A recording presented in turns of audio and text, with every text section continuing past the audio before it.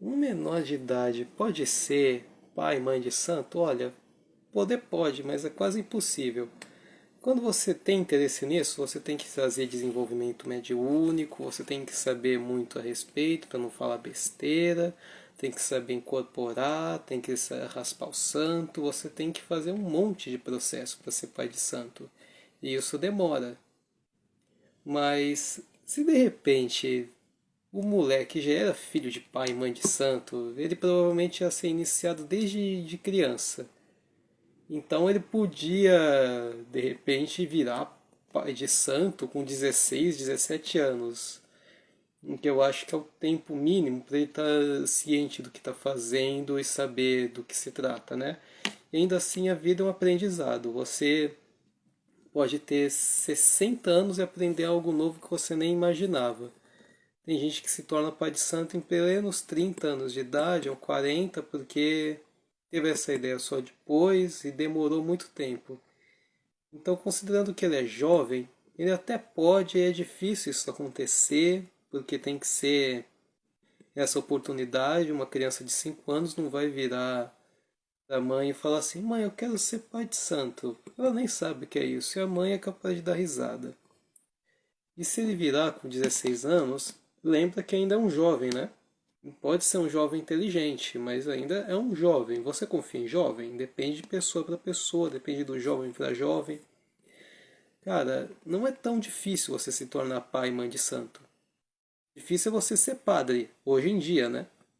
Para você ser padre, você tem que se. Hoje, aqui no Brasil, você tem que se formar em teologia e filosofia e fazer uma escola de padre.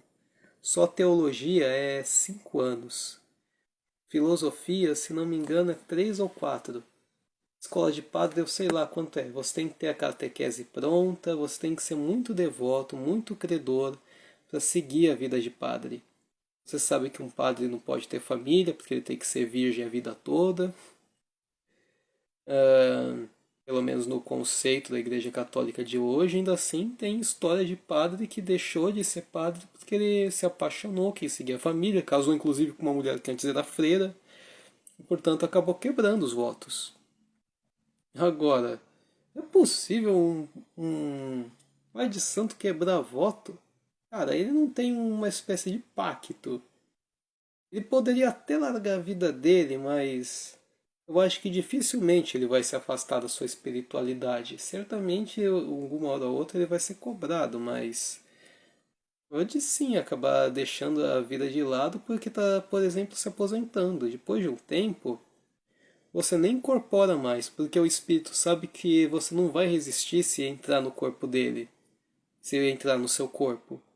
Porque você já está meio frágil, não está bem do coração, eles sabem que não é seguro. Você pode passar mal, espiritualmente, fisicamente.